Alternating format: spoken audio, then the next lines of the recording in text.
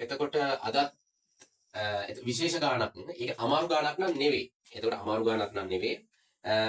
මේක මට හදන්න හිතුනේ මම දැන් වීඩියෝ එක දාපේ වගේ සෑහෙන ප්‍රගතියක් තියෙනවා. ළමයි ඉල්ලලා තිබ්බා ඒක හොඳයි කියලා. එතකොට මේකේ තියෙන ලස්සන සිද්ධියක් තියෙනවා. මොකද මේ ගාන එතකොට හදන්න පුළුවන් විදිය තියෙනවා. ඒක හරි. මේක හදන්න පුළුවන් සාමාන්‍ය ක්‍රමයේ තියෙනවා. ඒක හරි. නමුත් මම මෙතන හරි අලුත් කියන්නේ මේක අලුත් නෑ. ඒ කියන්නේ අර හොද්දටම දන්න එකෙක් මේක කරගෙන යනවා. මේක කිසිම ගැටලුවක් නෑ. නමුත් අපි හිතමු සමහර ළමයිට අපි දන්නවා පේපරේ ලියනකොට උන් කියනවා වෙලාව මදි වුණා කියලා. හැබැයි වෙලාව මදි වෙන්නේ නැති වෙන්න කොහොමද ගානක් ස්මාර්ට් කරගෙන හදන්නේ?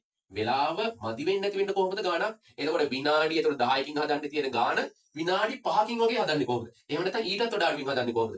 අන්න ඒක ගැන තමයි මේක ඇතුලේ තියෙන සිද්ධිය තියෙන්නේ. හරි.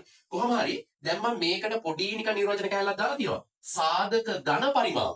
සාධක ධන පරිමාව. මේක 1996 O level ගාන. හැබැයි ඒකේ කියලා නෑ මේක සාධක ඇසුරින් හොයන්න කියලා. මම දැන් මේක නෝමල් ක්‍රමෙන් නෙමෙයි හදන්න යන්නේ. සාධක ක්‍රමෙන් හදන්න ගිහිල්ලා එතකොට සාධක ක්‍රමෙන් හදලා ඊට පස්සේ තමයි මේක හරි ලස්සනට උත්තරේ ගන්න. හරි. එතකොට හොඳට බලපන් මම මේ හදන ගාන කොහොමද හරි ලස්සනට සෙට් වෙන්නේ. රයිට්. එතකොට මේක කියලා තියෙනවා රූපේ දැක්වෙන සිලින්ඩරාකාර ඍජුවෘත ලී කොටයක්. මෙන්න මේ ලී කොටයක් තියෙන්නේ ලී කොටෙහි මුදුනේ සිට පතුලතේ. මුදුනේ ඉඳන් පතුලතේ. ඒක හරි ලස්සනට පේනවා. මුදුනේ සිට පතුලතේ සමමිතිකව විහිදෙන සිලින්ඩරාකාර සිදුරක් වේ. මේකෙන් හාරලා තියෙන සිදුරක්. ඒතකොට යටින් බැලුවොත් උඩින් පේනවා. හරි. එතකොට ලී කොටේ හරස් කඩෙහි බාහිර විස්කම්භය. ඒ කියන්නේ මෙන්න මේ බාහිර විස්කම්භය ලොකු ලී කොටේ විස්කම්භය සෙන්ටිමීටර් 42යි. අභ්‍යන්තර විස්කම්භය මෙන්න මේ කෑල්ල. මෙන්න මේ ඒක සිදුරේ විස්කම්භය. සිදුරේ විස්කම්භය 14යි. අපිට දීලා තියෙන හොඳට මතක තියාගන්න. එතකොට විස්කම්භය වල දීලා තියෙන්නේ අරයවල් නෙවෙයි. ඒක හොඳට මතක තියාගන්න ඕනි. එතකොට මෙන්න මේ ලී කොටේ උස සෙන්ටිමීටර් 50යි. උස සෙන්ටිමීටර් 50යි. රයිට්. දැන් අපිට කියන කතාව මේක. රෝමි ලක්කම් 1 කොටයේ අඩංගු ලී පරිමාව ගණනය කරන්න. හරි. ලස්සනට වැඩේට යන්. කොටයේ අඩංගු ලී පරිමාව. එතකොට සාමාන්‍ය එකෙක් නම් මේක කොටස් විදියට හදන්නේ මෙහෙම. ඉස්සෙල්ලම මේ සිදුර නෑ කියලා හිතාගෙන ලොකු කොටයේ පරිමාව වෙනම හෙව්වා. ඊට පස්සේ සිදුරේ පරිමාව වෙනම හෙව්වා. ඊට පස්සේ අඩු කරා. හැබැයි මෙතනදී සුළු කරන්න වෙලාවල් යනවා, කටු වැඩ වලට යන්න වෙනවා. එන්න ප්‍රශ්න ගොඩයි. ඒක නිසා මෙතනදී මම හරි ලස්සන ක්‍රමයක් පාවිච්චි කරනවා. හොඳට බලපන් මෙහෙම. මම මේකේ මෙන්න මේ ලොකු සිලින්ඩරේ, ඒ කියන්නේ ලොකු ලී කොටයේ අරයට ගන්නවා R1 කියලා. හොඳට පේනවා මම මේක දාලා තියෙනවා R1. ඊට පස්සේ මෙන්න මේ සිදුරේ අපිට විස්කම්භය දීලා තියෙන්නේ. නමුත් මම අරය දා ගන්නවා අංකණයක් විදිහට R2 කියලා. රයිට්. එතකොට මට පුළුවන් මෙන්න මෙහෙම එකක් ලියන්න. මම මෙතන ලී කොටයේ පරිමාව. එතකොට ඔබලා ලියා ගන්න මෙතන ලී කොටයේ පරිමාව. මම ඒක නික්කමට ලියන ලී කොටයේ පරිමාව. ලී කොටයේ ලී පරිමාව වෙන්න ඕන. හරි. ලී පරිමාව. හරි. මට ඉඩමදි නිසා මම මෙතන සමාන ලකුණ දාලා මම ලස්සනට මෙන්න මෙතනින් හදාගෙන එනවා. හරි. ලී කොටයේ ලී පරිමාව. හරි. එතකොට වෙන්න ඕන මොකද්ද? ලොකු එකේ සම්පූර්ණ පරිමාව. එතකොට සිදුර නෑ කියලා හිතමු. සිදුර නෑ කියලා මම පොඩි අංකයක් දෙන්න. එතකොට අපි දන්නවා සිලින්ඩර් එක පරිමාව එන්නේ πr වර්ගයේ h. එතකොට මෙතන මම දානවා ලොකු ලී කොටයේ π r කියන්නේ මම ඒකේ ගත්තේ r1 කියලා. එහෙනම් r1 එකේ වර්ගය. උස hම තමයි. හරි. ඒකෙන් මම මොකද්ද කරන්නේ? මෙන්න මේ ඇතුලේ තියෙන සිදුරේ පරිමාව අඩු කරනවා. සිදුර සිලින්ඩරාකාරයිනේ. එතකොට πr සිදුරේ මම ගත්තා 2 කියලා. එතකොට πr2 වල වර්ගය. හරි. ඒකේ උසත් hම තමයි. හරි. මෙතන අන්න මරු සිද්ධියක් වෙනවා මේ බලමු. මෙතන අපිට පේනවා සාධක කතාවක් යනවා. ඒක ඕනේ එක්ක පේනවා. අරක දැන් නැත්තම් අපිට මේකේ වෙනම හොයලා අඩු කරන්න සීන් එක තියෙන්නේ. මෙතන මම දැම්ම ආදේශ කරගන්න නැතුව මෙතන තියෙන පොදු සාධක එළියට ගන්නවා. එතකොට π h මම එළියට ගන්නවා. එතකොට මෙතන r1 වල වර්ගය අඩු කිරීම r2 වල වර්ගය. මේක නියමයි.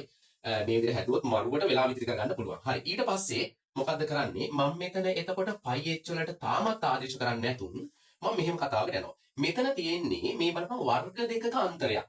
ඒක හරියටම තේරෙන්න ඕනේ. මේ තියෙන වර්ග දෙකක අන්තරයක්. එහෙනම් අපිට මේක සාධක කඩන්න පුළුවන් r1 ධන r2 r1 ඍණ r2. හරි. එතකොට මෙතන දැම්මම එතකොට තාමත් මෙතන මම එතකොට πh වලට ආදේශ කරන්නේ නැතුන් ඉන්නම් ඒක අපිට ලේසි. r1 කියන්නේ ලොකු එකේ විස්කම්භයෙන් භාගයක්. අර එන්නේ එතකොට 42කින් භාගයක් 21යි. හරි.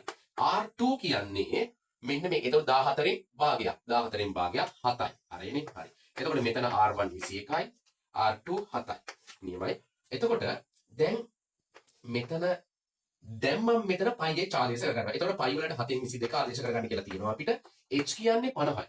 h කියන්නේ 50යි. ගුණ කිරීම 21 ධන 7 දැන් එන ලේසිනේ 21 ධන 7 28යි. ගුණ කිරීම 21න් 7ක් අඩු කරා 14යි. මෙතනදිමුත් අපි කටු වැඩවලට යන්නේ නැතුව කොහොමද ගුණ කරන්නේ? අන්න එතන තමයි මෙතන තියෙන හොඳම කෑල්ල. කොහොමද කටු වැඩවලට යන්නේ නැතුව ගුණ කරන්නේ? අපිට මෙන්න මේවා නිකන් හරි ලස්සනා කියනවා වගේනේ 22 ගුණ කිරීම පහ 110ක් එනවා. ඒක අපිට තේරෙනවා. හැබැයි මේ 28 14න් ගුණ කරනවා වගේ අපිට චාටර් මේ සීන් එක. එතකොට මෙන්න මේ 7 මේකෙන් ගුණ කරනවා වගේ වැඩක් කරන්න එපා කියලා මම කියනවා. අපි මෙන්න මේ ලොකු සංඛ්‍යාව චූටි කරගමු. 7ට 7 ඒවා 1යි 28ට 4යි. 28ට 4යි. ඒක තේරෙනවා. එතකොට දැන් අපි මේ ගුණ කරමු 22 වරක් 5 110යි. මේ බිඳුව අමතක කරන්න වඩා මෙතන අනිවාර්යෙන් දාන්න ඕනි. එතකොට ගුණ කිරීම දැන් අපි මෙයාගෙන් ගුණ කරගෙන ඉන්නේ. එතකොට 4 වරක් 4 16න් 6 එකක් ඉතුරුයි. 4 වරක් 1 4යි 1යි 5යි 50යි. දැන් මම මේ 11 වැඩි කරපම් මේකේ. හරි. 11 වරක් 6 66යි. 11 වරක් 6 66යි. එතකොට මේ 6ක් ඉතිරි 11 වරක් 5 55යි අර 6යි 61යි. 61යි මේ බිඳු දෙක මතක් කරලා දාපන්. එතකොට උත්තරේ බලපන් ඝන සෙන්ටිමීටර්. එතකොට ඝන සෙන්ටිමීටර් 61600ක් එනවා. 61600ක් එනවා. මේකේ තියෙන ලස්සනම කතාව මම මෙතනින් අර මේ එන සමාන ලකුණු කොහොමද මෙහෙම දාගෙන ඉන්නම්. එතකොට මේකේ ලස්සන කතාව මෙන්න මෙතන ස්මාර්ට් විදිහට සුළු කරනවා. අනිත් එක තමයි මෙන්න මෙතන සාධක වෙන් කිරීම නියමයි. නැත්තම් මේවා වෙනමම ගුණ කර හොයලා අඩු කරන්න වෙනවා. හරි. ඉස්සෙල්ලා අපි මේකේ හොයාගත්තා ලී කොටයේ තියෙන ලී පරිමාව හොයාගත්තා. ඒක ප්‍රශ්නයක් නෑ.